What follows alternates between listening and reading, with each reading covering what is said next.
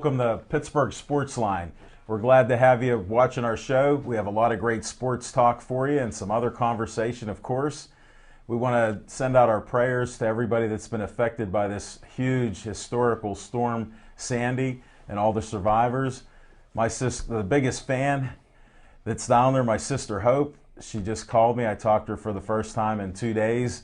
They were a little bit underwater. She just moved there, and somehow she has that type of luck that this storm come out of nowhere, and her house is fine, just a little bit of damage, and she's still alive, and they're keeping hope alive. And now, for any of you new to the show, we do What's on Our Mind, and we're going to start it out with Big Mike Butera. What's on your mind? Well, I'm glad all's well with your sister. Thank you. A couple of things tonight. Big machine, smoking, holy Christ, I forget who I am. We'll do an introduction later. Okay. I want to give a congratulations to the San Francisco Giants on their World Series title, and of course condolences to the other team. Also wanted to bring to the attention, it was really astounding to me, that this past World Series was the lowest rated World Series in history. Wow. And, yeah, really. And it followed up. The second lowest rated World Series was 2 years ago when San Francisco played the Texas Rangers, and that just boggles my mind, because what constitutes a World Series worthy of a high numbers rating? I've no clue, but that was just an interesting read to me. But what I wanted to go to is, I'm kind of like going to contradict myself, and I think this has been brought to my attention in the past. Toward, I'd say about 2 or 3, maybe 3, 4 weeks left in the season, I was kind of predicting or trying to predict who the MVP of the National League and the American League would be. I think it's a given that Buster Posey will end up with the NL MVP, but my choices for AL was Derek Jeter, because I thought he's having one of the best seasons ever, and the Yankees were poised to go into the playoffs, blah, blah, blah. And I thought his run for the money would be Adrian Beltre and or Josh Hamilton of the Texas Rangers. However, and this is something that I'm going to find out in due time, is can you win an MVP? Can you win an MVP trophy based upon 2 or 3 weeks worth of play, which Miguel Cabrera has propelled himself into maybe the lead, but it was really, he was solid throughout the entire year, but then all of a sudden, the last 2 or 3 weeks, he went from not even in fourth place in my book to number one. Now, conversely speaking, Josh Hamilton, who was a hands-down leader through the All-Star break, he tanked and he lost it in the second half. But I'm just kind of curious as to see if, in fact, Miguel Cabrera will take the MVP based upon a real surge at the end. And that's kind of put a couple things are on my mind already. Thank you. Well, thanks, Big Mike. I appreciate that. Now we'll go to Smoking Jim Frazier. What's on your mind? Hey, thanks, Talking Machine. Yeah, what's on my mind is last night I raised my record to 8-4, real easy, 8-4-1, real easy victory with the San Francisco 49ers, best team in all of football, best coach in all of football, Jim Harbaugh. And I'll give everybody a bonus pick, New York Giants over the Pittsburgh Steelers. But everybody notice I'm wearing the Duquesne Dukes hat.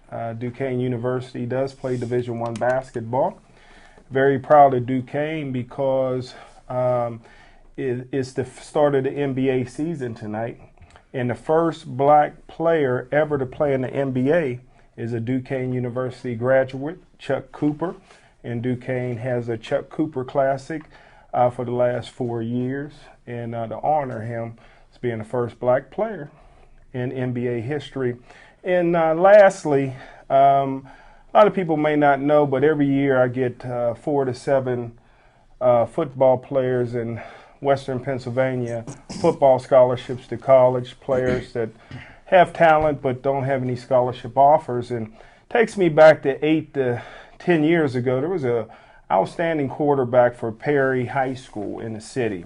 His name was Desmond Brentley, was 6'3", 220 pounds, had a gun for an arm, but no scholarship offers. So I called my very good friend who was the defensive coordinator at the time for Grambling University. A lot of you guys may have heard of him, Dennis Dirt Winston, former Pittsburgh Steelers middle linebacker that played behind Jack Lambert. And he gave him a scholarship on the spot. And when we went down to meet with Dirt, he said something that Eddie Robinson used to tell me all the time, the legendary coach with over 400 victories. And Eddie Robinson used to tell his young quarterbacks, and Dirt told Desmond Brentley the same thing, that if your goal is to play in the National Football League and play quarterback, you must get your degree. That way there's nobody in the National Football League that will tell you that you're too dumb to play quarterback in the National Football League. And that just leads me to say this: the greatest middle linebacker on the high school level I've ever seen was Dan Mason out of Penn Hills that plays for University of Pittsburgh. He was a freshman sensation, tore up his leg. The doctors feared he'd never play football again. He was out for 2 years. He came back recently, was all over the field against Temple, had about 11 tackles, and ended up ending the season with a lacerated liver. And then the greatest running back in the last 3 years of college football is Marcus Lattimore from South Carolina. Tore up his knee last year. If anybody's seen the injury that he had to his leg, I tell you what, man, it's not for women and children to watch. So I want to encourage all those guys out there, please, if you're playing college football, get your degree, have a plan B, because the NFL is no guarantee. Wow. Smoking Jim, very poet also. Well spoken. Yeah, man. A little bit of rhyme in there. Now we got to go to Chip Hayner. What's on your mind? What's on my mind? Well, first off, I'd like to tip my hat to an event that happened back in 1974. The Rumble in the Jungle happened on October 30th, 1974. Muhammad Ali took back his World Heavyweight Championship against the unbeatable George Foreman in Zaire. Muhammad Ali displayed the rope-a-dope tactics. That fight, he let George Foreman punch himself out. And then George Foreman was just going through everybody like a hot knife through butter. And Ali let him punch himself out and knocked him out in the 8th round. So tip my hat to the greatest. Just to acknowledge that event that happened how many years ago? Almost 39 years ago? Wow. 38, 39 years ago. Another thing I'd like to touch on, and my esteemed colleague over here, Big Mike, was talking about the American League MVP, and Miguel Cabrera. He won the Triple Crown. That hasn't been done since 1967, and I mean I think that's pretty much locked it up for him. But I think the person that came in second for the American League MVP is a rookie, and a rookie sensation, Mike Trout from the Los Angeles Angels. He was a pretty amazing athlete to watch play this year. If you get a chance, take a look at some of the highlight films of him. But, to speak to another point of, Mr. Butera, he mentioned about the television ratings with the World Series, and it was the lowest rated World Series on record. And, baseball has always been America's pastime. It's, I know football has eclipsed it in popularity. The NFL marketing machine has done just such a great job of getting it everywhere, and everybody, speaking for itself. But, I think one of the problems that Major League Baseball has, and this is funny because I go to a lot of baseball games during the course of the summer, and, I can get on to PNC Park at any given time, and I can sit through a lot of games that are 2 hours, 2.5 hours long, But when you get into the playoffs, and I don't understand why they do this, I haven't seen a game that was less than 4 hours long. I mean, it almost seems like the networks have to run a commercial after every pitch, and then the batter has to get out and he has to adjust his jock and he has to take the straps off his hands. And I think what they ought to do is they ought to take steps to speed up the game, and if they did that, and if the game was 2.5 hours long, people's interest would be in it. There'd be more excitement. The fact is, it's almost like watching golf on TV. I'm a baseball fan and I love baseball, but I think Major League Baseball should do something to increase, the public's interest in the game, and I think speeding up the game would do something about that. But that's what's on my mind. That's a great point.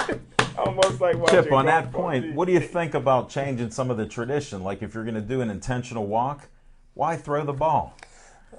Change a couple things. Think outside the box. What Hey, if you breaks? got to adjust your jock, you got to adjust your jock. Yeah, I didn't say the jock. I mean, come on now. I mean, you know, It's actually a cup. but I think they have cup trouble there. But is you know, what the problem my is. point being is these guys sit there and they fidget, they fidget, they fidget, and, it's like stand in the batter's box. The pitcher, let him pitch. Okay, take your swings. Either hit the ball out of the park or do something. But I mean, it's too slow. And then We got to make you the commissioner. That's all. Let's get you to be the next Bowie Kuhn there. Yeah. All right, we'll move on a little bit. As Al Levine, the talking machine, I got to do a few infomercials, and I'm going to have to put Matt to task here. If you can get a close-up here, we're juggling cameras, so I'm going to make Matt work a little bit. Officer Drew with the Bethel Park Police was kind enough to give me the flyer here. There's going to be a special movie screening with Heroes Behind the Badge. I don't know if you can get that. Oh, yeah, we can see that. If my guys can see it, I know you're seeing it out in TV land. Thanks, Matt. Well, anyhow, this is a movie, a documentary film featuring some of the brave men and women of law enforcement who put their lives on the line and survived, and those who made the ultimate sacrifice. This is going to be a special event, November 17th. And it only costs $15. It'll be at Bethel Park High School Auditorium. And it'll also feature a question and answer period with the producer of the film. Now, half of the proceeds will go to the National Law Enforcement Officers Memorial Fund, which is in Washington, D.C. And I just found out about that. You can also go online and you can find out www.policebagpipes.com. They're going to perform, and they're also going to be selling T-shirts and other stuff to help donate towards the cause here. And you can go and watch the movie trailer on www.heroesbehindthebadge.com. And we appreciate you supporting this great organization and the fallen officers here and their families. Some of the families and officers will also be at the auditorium that day, and it's at the new Bethel Park High School Auditorium, November 17th, 7 p.m. Good stuff, Al. So just wanted to get that out there, and then I have a lot what's on my mind. I look at different sports and everything else, but I come across a little bit of trivia and a tidbit that I thought was interesting. Rory McIlroy is going to switch from Titleist to Nike. Now, who's been his friend the last 5-6 months? Smoking Jim's best buddy, Tiger Woods. Wow. Now, here's the odd thing. Tiger took between 5 and 7 years to go to the new equipment with Nike because of his contracts. Rory's only going to have 2 months to go from the Titleist clubs and balls to Nike. Wow. And it makes you wonder, if you believe in conspiracies, why would you do that to a young man at the top of his game? So it's just one of those things to give you a little... what's going on there, can't beat right? it fair and square by hook or crook. And another tidbit, David Duval was with Titleist, and when Tiger was buddying up with him and they were playing, guess who signed with Nike within 6 months of them becoming friends? Wow. So a little fiction and fact from the Talking Machine's Almanac. And one thing I did want to start off, we talked about a lot of things at Level 20 last night, so I do want to thank Colin and Tracy for letting us have a great time at the show. $7 burger and fries. Oh, man. I saw a couple people after the show order them. Devin and Aaron enjoyed them greatly. So, I didn't get one. I was eating Smoking Jim's fries. But he killed the fries. Oh, and a shout out to Chief. Before I got to eat Smoking Jim's fries, Chief said, "Hey Al, before Smoking Jim comes in, do you want some of my fries?" I tried a half a dozen. Thanks, Chief. But anyhow, I wanted to show you guys a book, Wow. Steeler book from about 1973. And my cousin, who was manager of Ralph's Discount, Elliot Sheridan, was good friends with the Steelers. Before you go further, there's something that most people never ever notice.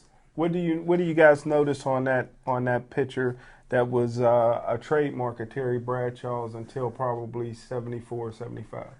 The mask? Huh? His mask? Close, but no cigar. Ah, jeez. Well, I can't see it from down here. You can see Here, plenty. we'll put it on TV and then you can see. What, he had kept his dentures in? Close, but no cigar. He had no mouth guard. Check. Close, but no cigar. Before, from 73 His back. mustache. Well, from 73 back to 70, you know, Terry Bradshaw was known as the dumbest quarterback ever to play. He was known as a dummy, but he was a tough guy. And Right. Terry Bradshaw, up through 1973, never, ever wore a chin strap. He played football without a chin strap. That's a fact. Check out any film Do you of Terry think that Bradshaw. affected him a little bit? He was just a tough dude, man. Look where he is He was today. just tough. He's on a real Well, sports here, show. look, everybody says that he can't spell cat. Look at the name that he put in there. That's Terry Bradshaw's handwriting. That's Terry Yeah, Bradshaw. and then here, I'm going to let Smoke and Jim read a Andy couple of the Russell. other names. he wasn't left-handed. JoJo Starbuck signed that. No, she wasn't there. Lynn Swan. And then look what Andy Russell wrote to Ron me. Shanklin. To L, best regards. Andy Russell did that. Yeah, You got Ron Shanklin. because that was my cousin's best friend. Do you know where Ron Shanklin played college football at? What year did Ron Shanklin come here? Was it like 72? 1970. Okay, Who did he play college ball with? I'm not sure. Joe Green. Wow. Same college. 1 year apart. I wanted to share that with you, and if you look where I have it bookmarked, The you late can- Ron Shanklin. He passed Yeah. away. No, don't pull that out. That's You what can I said, the see. bookmark. No, I said if you look where the bookmark That's is and what I flip was- it, I was- flip it to it. Okay. There's Art Rooney. Oh. He's a young man there. Look at him Wow. all dressed up, a dapper young man there. He looked like you when you came to the show that one time in your suit. Yeah, last week. Pinstripe. Thanks, Smoking Jim. But I just wanted to add a little book to the show. here, Handsome so. guy. So now that we brought up the Steelers, well, Yeah, let's segue into it. Yeah, Sunday the Steelers played probably the best game they've played all year. I'm sorry, he didn't show us against Bubby Bristol's autograph right there. against the Oh, it fell Washington out. Redskins. The Steelers seem to have found their running game, and Ben Roethlisberger was flawless at directing the offense. The first 4 times the Steelers had the ball, they ate the clock up and scored. And by the time they got to halftime, it was a 20-6 lead, pretty much negating Washington's run game because now they're behind the 8 ball, and and the Steelers defense stepped up. A lot of people commented today, over the last couple of days about how the Redskins dropped so many passes, but how many of those passes that they dropped were caused by the defensive backs and the way that they were playing them? I mean, sure they did drop a few of them, but there was a few of those balls that were knocked loose, and the Steelers secondary played very well, and they really need to because they're going to be playing against a set of wide receivers this weekend that is probably, I would say, ranks as the best or one of the best group of receivers in the NFL right now. Hakeem Nicks, Victor Cruz, Hickson. I mean, they just got a laundry list of guys that can any one of them can take the ball deep on them, and it'll be interesting to see how the Steelers secondary does, because one of the things that the Giants do very, very well is they protect Eli Manning. He's only been sacked 6 times this year. He's had 294 pass attempts, and he's only been sacked 6 times. So they do a heck of a job of protecting him, which gives his receivers time to get open. I think the 2 most critical parts of the game are going to be what the Steelers secondary does against the Giants wide receivers core, and how well the Steelers can control the clock by running the ball. The last 2 games the Steelers played, against Cincinnati we rushed for 170 some yards. Against the Redskins we rushed for 140. If we can continue to do that, we may have a chance to give the Giants a game. I mean, the Giants, they're 6-2. They're the defending champs. They kind of look somewhat unbeatable. But if you watch them play the Cowboys the other day, they went up 23-0 on them, and then all of a sudden they fell asleep. And the Cowboys, as terrible as they are with a ironclad leader like Tony Romo, they came back and they put up 24 unanswered points and went ahead by 1 before Eli, once again pulled the game out at the end. Your sarcasm's appreciated. I Well, respect that. I have no respect for the Dallas Cowboys. Well, most of us Pittsburgh fans do not. Chip, so My you 2 have a- favorite football teams are the Pittsburgh Steelers and whoever's playing the Cowboys. So that's the way I roll. I've disliked the Cowboys ever since I was a wee lad. And you're also wearing a Steeler shirt, so Yeah, that's absolutely. understandable. There's no Kool-Aid tonight, so you must have had it already. Yep. And the Dallas Cowboys used to be America's team until Bill Cowher turned the Steelers into Steeler Nation. Thanks, Coach Cowher. You Chip, you mentioned Eli's. How many sacks has he? How many sacks? Six. How many sacks has Roethlisberger taken this year? Roethlisberger has taken very few, and I That's think right. it's in single digits as well. If you read that, well, I can't give away the thing, but What is there, a newspaper in Pittsburgh? It's the biggest one around. I didn't say anything. But I will tell you I this. used to work there. Yes, you did. I will say this. How many years has Roethlisberger been in the league? 7, 8, They're 9? tied. This is his eighth. Eighth year. This is his They were first. brought in the same time. Who was? Eli and A little Ben. tidbit for you. And who was that third? Rivers? Was this Ben's ninth year? This is Ben's ninth year. Yeah, This is nice. his first trifecta game in his career. 300 yards, 3 TDs, 0 sacks on Sunday. Really? Yeah, and I think Wow. if I read that article correctly, because I didn't make it up, is that he's only, I think he's been sacked the same amount of times or fewer than Eli Manning. And I tell you what, there was a lot of criticisms of whoever hired Todd Haley, okay, whether it was Mike Tomlin or somebody else, but everybody criticized Todd Haley coming in and his as the offensive coordinator. But it seems like he and Ben have gelled, and the offense that Todd Haley has installed, that Ben is running, has protected Ben, and he is not getting banged up like he was. And I think that the Steelers are going to have any chance to do anything this year, a healthy Ben Roethlisberger in the second half of the season is key to that. And, it's really kind of nice going into the 8th game of the season, seeing Ben not limping in and out of the huddle. And I think that's really, the offense, I'm kind of liking it. They're controlling the ball. The first drive they had, 7.5 minutes. They took the ball down and, scored a touchdown. I mean, that's the recipe for winning in the NFL. Keep the other team's offense off the field, and nobody laid a glove on Ben. The limp could come this week. Well, part of the difference, if you notice the game, and I'm just repeating what people see, they always wanted Heath to get the ball. So when Todd Haley come here, he did a smart thing. We got to get to Heath, throw the ball, and he needs somebody for the bubble screen. So he's spreading it around for the bubble screen because it's alive and well. We still have the dink and dunk, which helps. They're getting Big Ben to do a no-huddle offense, which that's why he's getting along with Haley so well. He's calling his own plays when they're doing the no-huddle. So when you think about it, he's able to run a little bit free and do his own thing there. And it's the same basic plan that they had last year with Arians on what he's doing, only now he's throwing the ball faster because they have these guys on the bubble screen. They have a running game right now. And you have offensive linemen that, I've coined this, they love to block and tackle. So they're able to hold them off a little bit, and Ben's still able to get away at 6'5", 270. Well, Haley's able to be more creative this year because his mind is into the game. It was Watergate at Kansas City last year. Remember, he thought the bathroom was being bugged. Right. He thought that the general manager was setting him up and videotaping everything. So his mind's a little bit more free. He's closer to his home in Upper St. Clair, where he never played football, and How was he's his familiar golf with all game? the golf courses around here. And Ben's a scratch golfer in himself, so Right. I'm sure they get along. Well, he knows that the stadium over on Southside's locked down. It's secure. The Roonies have that secure. Look at how you get checked all the time. It's also kind of funny that the general manager that he was so worried about last year that fired him is now on the chopping block himself. The 1-7 Kansas City Chiefs.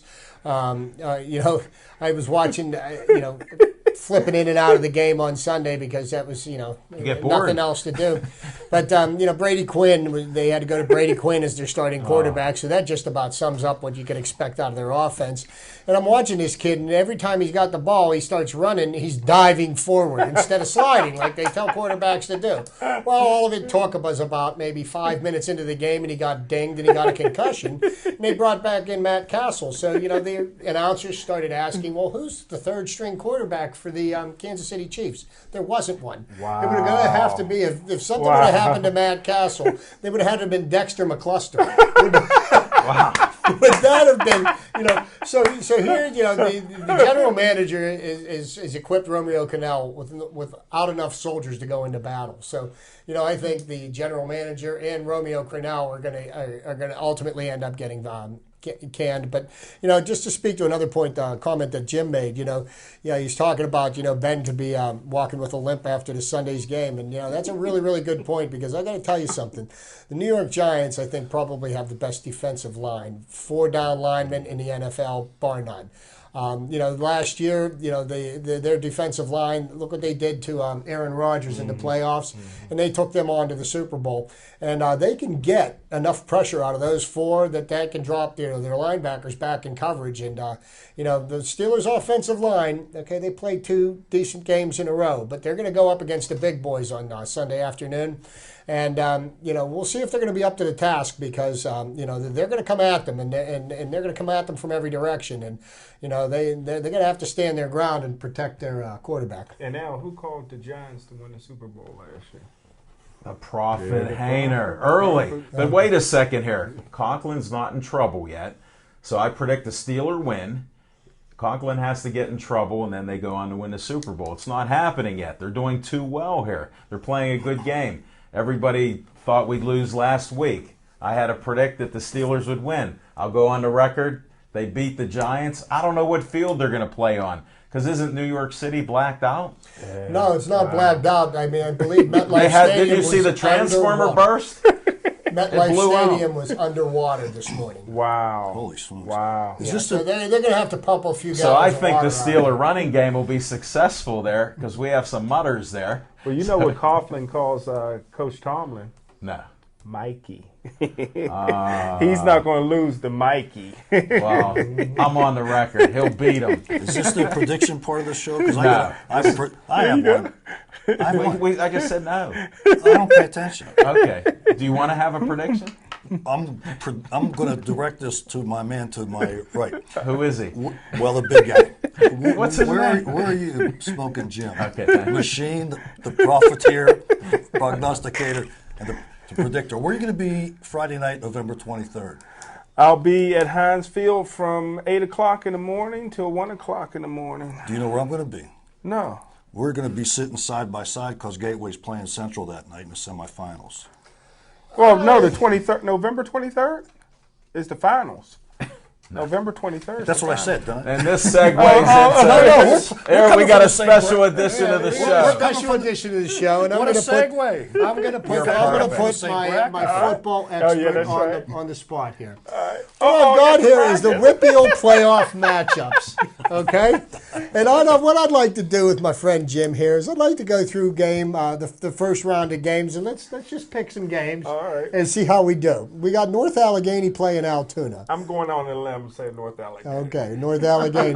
McKeesport against Bethel Park. Woo! That's going to be a good game. You got to go. We're in Bethel Park. Bethel Park. No, McKeesport. Bethel got a freshman quarterback that's going to be great, but McKeesport got a Division I quarterback. Okay, Seneca Valley against Hempfield. Seneca Valley's loaded this year. And Seneca Valley, whose only loss this year was to North Allegheny. Wow. Then we have Mount Lebanon and Butler. Mount Lebanon. Okay, Mount Lebo. All right, then over on the other side of the bracket, Gateway. I can go ahead and pencil them in. You should have had it done already. I got an ink pen. We'll get Gateway. Okay, now if Gateway, the Woodland Hills and North Hills are the next game. Woodland Hills. Woody Hills. Okay, now after that, Upper St. Clair and Kiski. Upper St. Clair. Okay. And then Central Catholic and Penn Trafford. Central Catholic. I hate Central Catholic. Big Mike. Okay, now that takes care of our quad A. You said you didn't like him. You didn't say they're going to win. But if you look at this, I mean, Gateway's going to really have to earn its way to the championship game because they're going to be you look at who they would have to face in the second and third round, and North Allegheny, which has beaten Gateway and Seneca Valley. And USC did lose to the Bethel Park. So I mean that's a pretty stacked quad A. Yes, it is. Bracket here. But okay, we go to the AAA. We get Thomas Jefferson and Holidays. Now how does a team with a 3-6 record make it to the playoffs? Okay, it's like the holiday. It's a holiday. That's why Thomas Jefferson should be playing in quad A. Yeah. Okay, Franklin Regional against Elizabeth Forward. Ooh, I'll say Franklin Regional. Franklin Regional. Now, this next bracket here it sets up an interesting rematch here. We've got West Allegheny against Ringgold. West Allegheny and Montour against Trinity. Montour. Right. So He Montour. doesn't hesitate, folks. Smoking Jim knows it. Montour beat West Allegheny. West Allegheny beat Montour 5-3 2 weeks ago. So that'll be an interesting. Mars against Blackhawk. And there's another 3-6 team. I in got the Blackhawk. Blackhawk. Believe it or not. No, I'm sorry, Mars. Mars? Yeah, Mars. I was gonna say Yeah. they're number 2. They're ranked number 2. Yeah, West Mifflin and Knock. West Mifflin loaded this year. Central Valley and Bell Vernon. Central Valley, what a disappointment last couple of games though. And Hampton and Hopewell. Hampton. Okay. And we're what we'll do next week is we'll see how we did. All right. Put that up on the air. Okay. Let's see No, wait, we're not done. okay. We're not done yet. We got okay. No, we go to the class We'll get class Matt 8. working on that. Number 1 seed Aliquippa against Stillfield. Aliquippa. Okay, the Quips and Burrell against Mount Pleasant. That's going to be a good one. I'll go with Burrell there. Burrell. Lower Burrell. Lower. Jeanette and South Allegheny. Jeanette, they got a black coach. And he's partial to women, too. Smoking Jim likes the Beaver women. and Valley. Beaver. Okay. Then we got South Fayette and Freedom. Ooh, South Fayette with the passing game. You got 3 teams that are 9-0 in the in Double A. Really? Yeah. No wonder Claret won't move up. Washington's also 9-0. Yeah. Freeport and Beaver Falls. 2-7-2 teams. Beaver Falls. Okay, we got Washington and Shadyside Academy. Washington, they got the best running back since Brian Davis running. And Seton LaSalle and Greensburg Central Catholic. I love Seton LaSalle passing attack. Wow. The Rebels. Okay, now we'll go down to single A. We got the number 1 ranked Clareton Bears against Fraser. Bears. Bears How'd always you pick picking on against Fraser. Fraser? They're That's always your picking on family. Fraser. Claret Down always goes picking on Fraser. Down goes Fraser. Springdale and Brentwood. Ooh. Yeah. Hard to pick against Brentwood, man. Okay, Hard to right. pick against Brentwood. And he won't, folks. Jefferson Morgan and Neshannock. Neshannock's 8-1. Jefferson Morgan 7-2. Neshannock. And we've got Monessen. And those are the Greyhounds. Is that correct? Yeah. Those as long are as the they play, they had about 7 players that was in jail the 1 week when they lost. Is that all? Yeah. They're out. Okay, the number 2 ranked team is Stowe Rocks against Carmichael's. Stowe Rocks is loaded this year, man. Stowe Rocks is loaded. All of them are academically eligible this year. What, they had to go to 1 class? Remember last year they moved 2 They only years went ago. to 30 1 of class them. this year. That's it. That's Center and Union. My best friend is coaching Beth Center, so I'll go with Beth Center as head Okay. coach. Give a shout Okay, out. What's his name? Sure will. What's your coach's Rochester Eddie and Woods, Avonworth. Coach Eddie Woods. Eddie Woods. Rochester and Avonworth. Fastest white guy I ever knew. Who is it? Rochester. Gotta go Rochester. And North Catholic and Bishop Canavan. Boy, it's hard to go against North Catholic, but Bishop Canavan is the team. Okay. And we'll check back with us next week, and we'll right. see how we do on this. Since we do this on YouTube, let's at least get a little publicity here for the picks. Matt, I don't know if you can pull that up since this was the Chip Hayner special. Y'all picking on his writing? Chick wrote that quick. Chip wrote that quick. I No, don't pick know. on Can his you get a writing. close up there? Bring it out. Just scan down if you can, or We'll see how we do next week. That'd be good, man. thank you. Yeah, we can follow the high school players because the Whitfields are big here. High school Right, and that's football- why I wanted it out there. They'll see it High on school football is YouTube. bigger than basketball here in Western PA. Right, and if you don't catch this in the local area on all the public access channels, either 32 with FiOS or 7 with Comcast, watch it on YouTube, folks. Well, how in the world, can you guys answer me this? Why is Quad A, which you're predicting Central Catholic will make it, why is Quad A playing at 2 o'clock for the championship game instead of at night? There's no hockey. I think they moved it because there was supposed to have been hockey that Right. night. But the hockey season's been canceled. They didn't through get the November. email. You know, Smoking Jim, I they didn't used get- to, now correct me if I'm wrong, because you go down there and you're at Heinz Field all the time. I used to think that it was the A, double A, triple A, quad A. Yeah, but sometimes Root Sports will, because the quad A is the main attraction, Sure. and they have a contract with the hockey,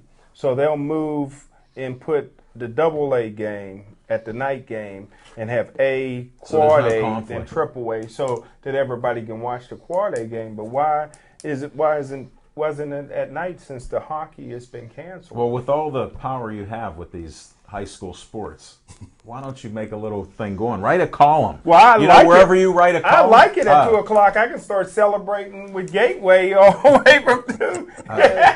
Well, I'll tell you what. Whoever does win the quad A, they earn it. I'm gonna go ahead out on a limb and say whoever does win the quad A, I say is going to win state. Because, I mean, it is just absolutely loaded. You look at the teams that are in there. You got Upper St. Clair, you got Gateway, you've got North Allegheny, you got Seneca Valley. I mean, any one of those teams, if they make it through there, I think would be capable of taking state. Okay, you mentioned all that now, and he had a question, so I feel qualified to ask a question. How did these 2, 3, and 6 teams get into a playoff? 3 and 6. The other teams had worse records, so they couldn't put them in there. Yeah, well, I guess just You by have to at least win a couple games. It's like the NHL. Everybody misses the NHL. I mean, Jim's the expert on high school football, but I mean, I guess they just don't have enough teams in those divisions. That so many teams they get to round it out to fill out the bracket. Big Mike, that was an excellent question. Just so you know. And I don't have an answer for it. Right, we really don't know. If you want me to make one up, I did. But we'll look into it, and we'll get back to you. No, that's I'll just, email you. I appreciate that. It's just I'll kind text you. Done. Okay, that's. There was 2, not 1, but 2, right? And Yeah. 2, 3, and 6 teams. Holidaysburg. I mean, geez, oh man, who did Holidaysburg? Well, you know what? If somebody against? out there, There you go. 412-831-3304. Call it now. If you could call now, put Mike at ease. Ask for me. Because on his ride home, he has a long ride home, folks. Don't I ever? Well, on Thursday, I'll just go to the Holidaysburg's pep rally and ask the question to the coach. Maybe don't Well, ask you know him what? that. And also, my friend Smoking Jim will be at the City League Championship this Saturday. Perry will be taking on UPrep, and Smoking Jim will be calling the game. So, Really? Sweet. Yes, a couple stadium. What time is that? 1 or 2? 1 o'clock. 1 o'clock. Any free o'clock. tickets at the press box for us to Hey. come on down? It's always free for BPTV. Ah, Always nice. free. This guy knows his stuff. I'm telling you. He is a true poet there. That's the good. Hey, Al, since there was some dead air there, are you going to do your segment on the Penguins tonight or the NHL Yes, yet? I was going to try to bring that up. Because I'll tell you what. We had a little discussion last night. I'll try to give you the flavor of it, but not the whole thing. Here's something interesting. Another question, because this is the question end right down at this table. Okay, Malkin and whomever big time players from the NHL and the Penguins in particular that are playing on other teams. I want to know how they're doing it because I know we talked about contracts in the past, but an interesting stat today from the Pittsburgh Post-Gazette was that Crosby would like to play in something or other, even a charitable game, et cetera, et cetera, et cetera, but he can't because I guess it's health care or not in health care, but his insurance would cost $400,000 Think about a why. month. Think about why. But is Malkin any less? Yes. Well, yes, and the reason being is that Sid Crosby spent a year off with a brain injury, then followed that with a neck injury, okay? And he just recently signed a $100 million contract with the Penguins, okay? So he's locked up for them, and he has to insure their investment, okay? And that money has to come out of his pocket. And, $400,000 a month, you do the math on that. He plays 6 months. That's more money than most 2.4 people. million, That's if more you need money a than number. people are going to pay him to come and play for them for a short period of time, 2.4. because you're not going to tie up that much money in him because you only have him for a short period of time. So whatever money that he could possibly get from playing, he's a young kid and he wants to play. How long is it going to take him to, He can't get a better deal with Lloyd's in London? That costs a lot of money there too, because he's a little like an eggshell, Yeah, a little fragile. That's the difference. And they did make an agreement. The NHL and whatever the Russian league's called, they have agreements that you can play for them and sign a contract with them. But when the NHL season starts up, your contract is then voided, Yeah, no, and you come back. So we've talked about that. Yeah, but health-wise, you cannot let a Sidney Crosby go there. His career could be over on the first drop of the puck. Somebody hits and bangs his head off on the boards. He hits his head on the ice. You don't think the Russian army's there that, hey, son, your family has a nice house here, and you have food to eat. Not the Russian army. If you just run into him for like 2 seconds, your family will be taken care of at least for the next couple weeks. Well, then to make me look less No, but those are great questions. Nah, that was a stupid question because he answered it right on the spot. I wasn't looking at the big picture, but now the small picture for me. How much would be can you guys conjure up what the average amount of insurance it would cost to take the players that are comparable to Crosby's significance that haven't had the injuries that he's had? I mean, but you also have to take a look at the length of the contract that he just signed and the value of it. Malkin's not right now signed from. He's only signed for another year or two or something like that. He hasn't just recently signed a long-term. I mean, Sid Crosby signed a 10-year contract. He's the Pittsburgh Penguins' property for the next 10 years. They're giving him $100 million to do that. So that's a very long investment that they have to protect. Malkin, is probably going to be a free agent. If I don't think after this season, after maybe next. So I mean, you don't have as much that needs to be insured. Well, Edmund Nelson's an insurance salesman. Maybe he can peddle some insurance to the hockey players. Who said there's no black in hockey? Yeah.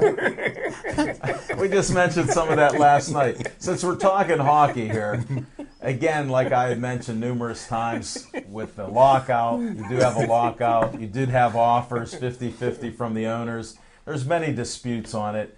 Basically, you got two sides that are polarized, as you've heard me say. Nobody's blinking in this one. You got players, average players that are losing $5-6 million, and they're all in that they're going to hold out. If they lock them out, they're not crossing any line. Sure, you have minor leaguers. We had a few questions and a little controversy last night. Watch our level 20. If you want to see some exciting conversation. And that's what we bring here, just to give you a little side note. We may be friends up here, but we're all opinionated. And in sports in Pittsburgh, if you're not opinionated, I don't respect you. And if you agree with me 100% of the time, I may not like you, Smoking Jim, and I know you don't. So, I mean, that's part of it. These are our opinions, then the facts are quite different than what our opinions are. And that's a disclaimer to that. And to speak about the hockey situations they've got going on. The owners have locked out the players. The players say they want to play, okay? But, Donald Fair, who is the guy that's masterminding the players' stand here, he keeps on calling the owners and saying, well, I'd like to sit down and talk with you. And the owners basically say to him, well, are you going to accept our proposal? And he says no, and that ends the conversation. And I think, Fair's position is, I think he wants to do away with the salary cap. And the salary cap is what saved hockey. Back in 2004, when they had the last time they sat out a season, hockey was broke. Most of the teams were hemorrhaging money. The Pittsburgh Penguins were on the verge of bankruptcy. Okay, the salary cap helped to save the league, and it's working for them. I like the way they've got the salary cap in the NFL, because what that does is it's got more interest across a wider range of teams. You look at the way baseball's got things done. There's a handful of teams that are going to play for every year they're going to vie for the championship.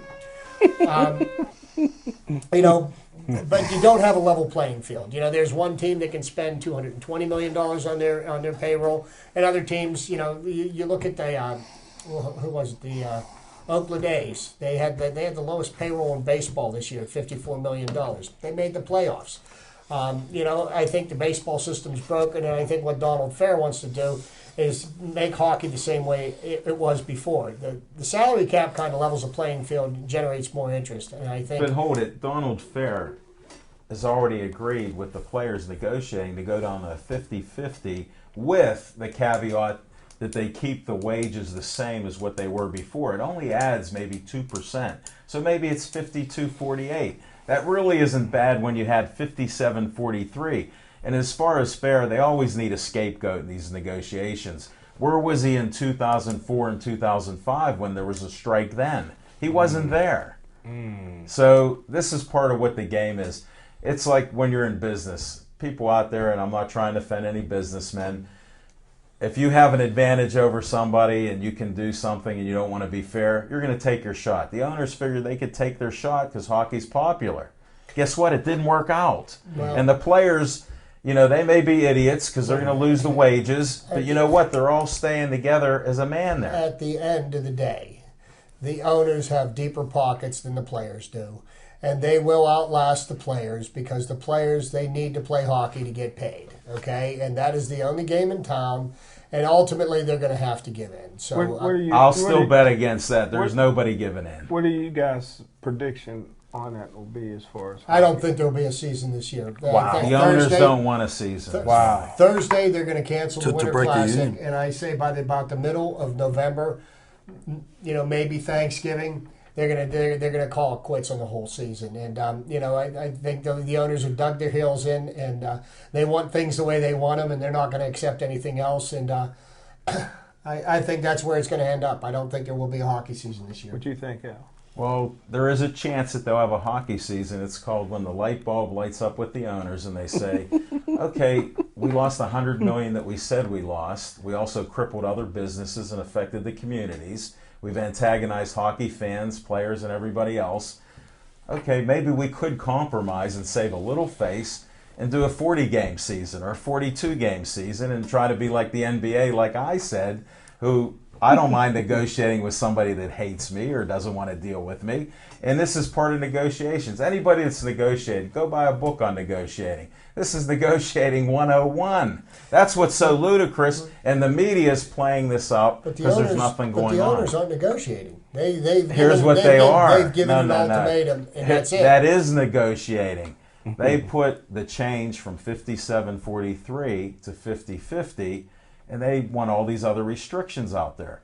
So when you have all the other restrictions, you can negotiate that. They don't want to because they want to see how low they can get the 50-50. They're trying to get to that.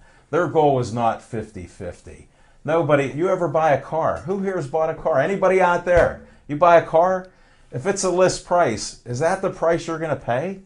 This is what the owners did to them. I'm breaking it down. This is CAT for anybody that doesn't know negotiations. You're not paying that first price. There's only one or two people in my life that I ever saw pay for a car, the list price, and a price on a house. I don't know if you guys have done it because then I'll add you to my list. Okay, you're number 3. Okay. But that's part of this. And I just disagree with you, Chip, on why and how they do it, only because I've seen this before in numerous things. And a lot of people don't live that. We can agree to disagree. And I mean, I we all do have agree our to points. disagree because I respect a lot of what you say, but this is all gamesmanship, and it's a multi-billion-dollar industry. And that's what bothers me. They're crippling small business and restaurants in every city across the country. And to me, that's who's affecting it. And like we've said before, don't go watch the games anymore and then watch what will happen. But you know that's not going to happen. That's not going to happen. The minute So they we bring can hockey dream back, too. people will come flocking to those arenas, and they're going to want to see Sid Crosby and Evgeny Malkin and you know and all the other stars of the game. And that's Right. That's one of the things. So you know, as far as I'm concerned, you know, until there's hockey to talk about again, you know, we'll talk about college hockey. We'll bury this a little bit. Yeah, we could talk about the AHL or anything like that, the Wheeling Nailers or the Baby Penguins over in Scranton. You know, but you know, this is another one of those subjects like bonus gate, bonus gate, the NFL. I'm just getting so tired of talking about. That could cripple the show. After Super Bowl's done and there's no hockey, Hey, we're in a Big Mike, void. You NFL draft. You haven't seen anything yet, Big Mike. Spring training. There's always sports. That's only a month. And you guys are forgetting, like, there's bicycling in France or something. And I think they have golf and No, that's different called doping 101. No, that's done now. We'll bring Lance Armstrong on to give us an education. Whoa.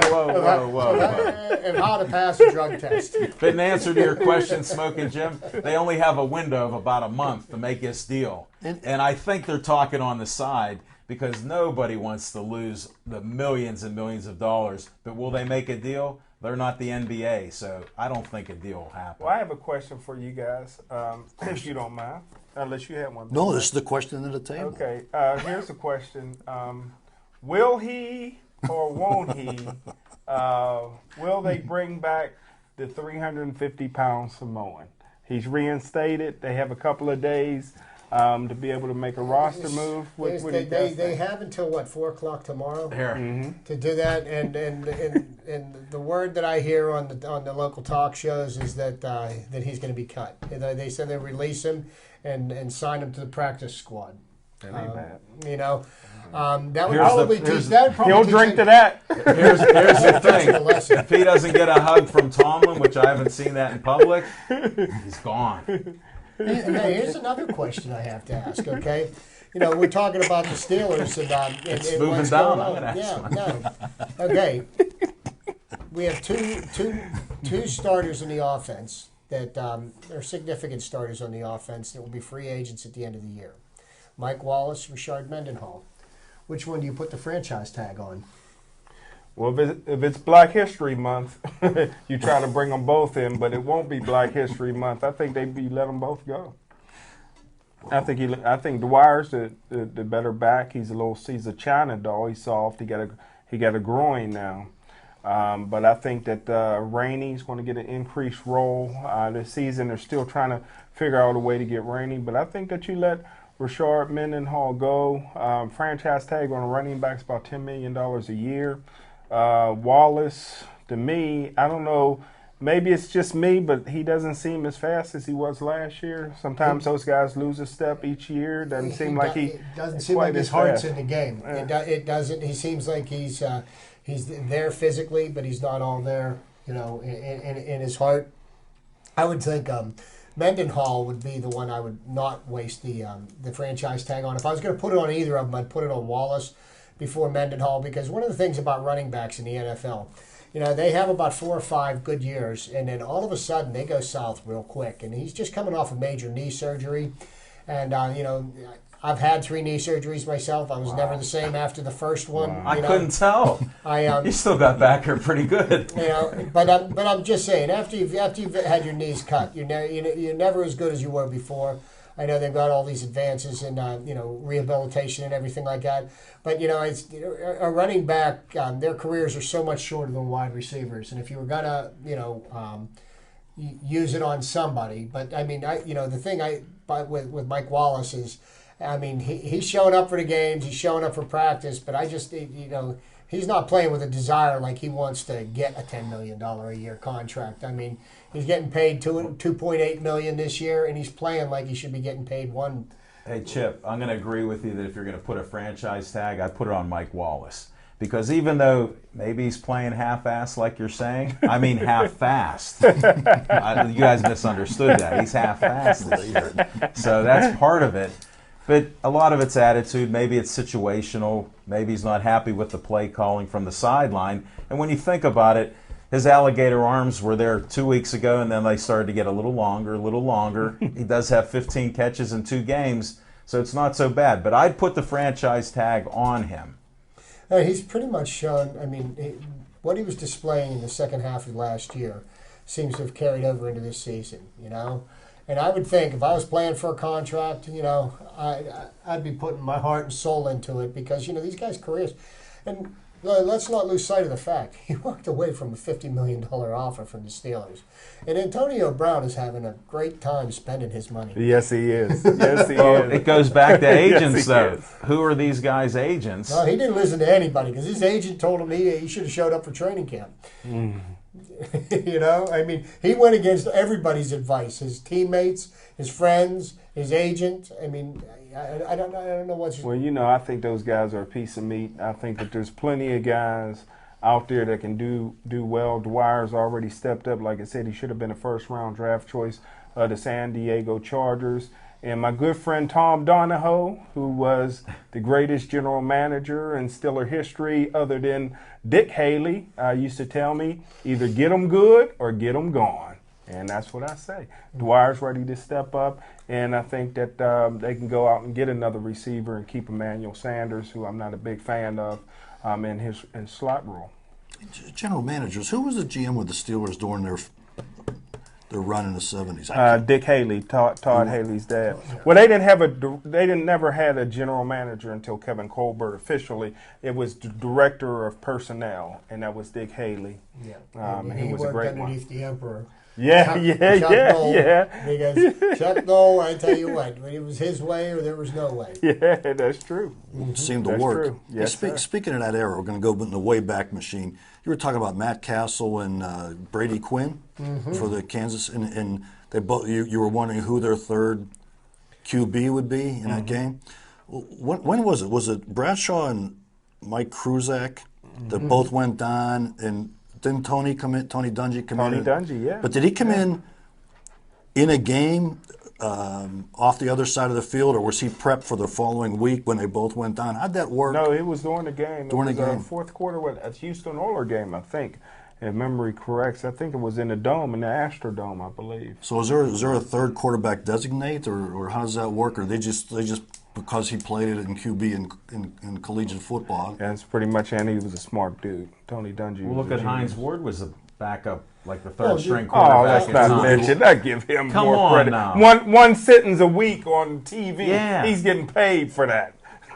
What a nice gig. It reminds me of If I Jerome. blink, I miss Hines Ward every week. What's he doing? It reminds me of Jerome Bettis. What's wrong with Bettis that? was pretty good, though. Bettis was pretty He good. didn't last that long, though. He could handle a steak. I tell you, 36-ounce steak. Wow.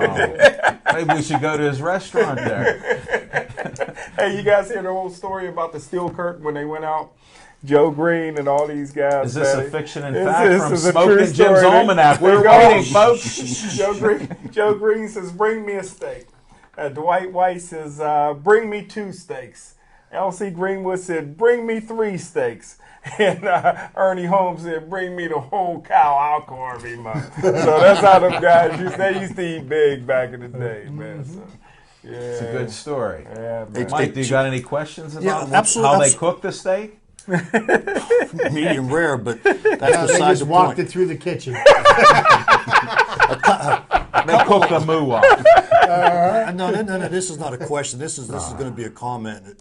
A few moments ago was Hammer the Hainer, and since we're and then you started it, and since you prefaced it with in spite of the fact we're all friends, but Chip, I got to take you to task on Mike Trott for MVP. Not possible, because we had this discussion about MVPs, and I'm adamant about an MVP should be a player that's, especially now with the expanded playoff roster, should be a playoff bond player, and Trout wasn't in that mix. Look at his statistics. Stats, okay, I'm with He's stats. He's hands down American Yes. League Rookie of the Year. Yes. You could make a good argument for him, and if we disagree, then we disagree.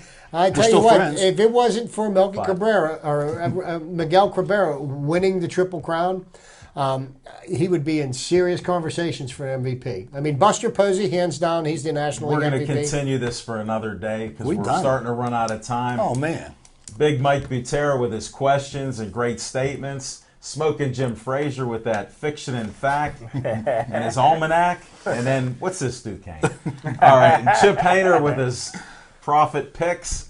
What, Giants this week again? No, I got Steelers going to win 17-14. He's with Al Levine, the talking machine. We're going tandem on this. I'm giving a score. Steelers win. 17-14. He's much better than I am, folks. See you next week. Thanks for watching the show. Catch us on YouTube.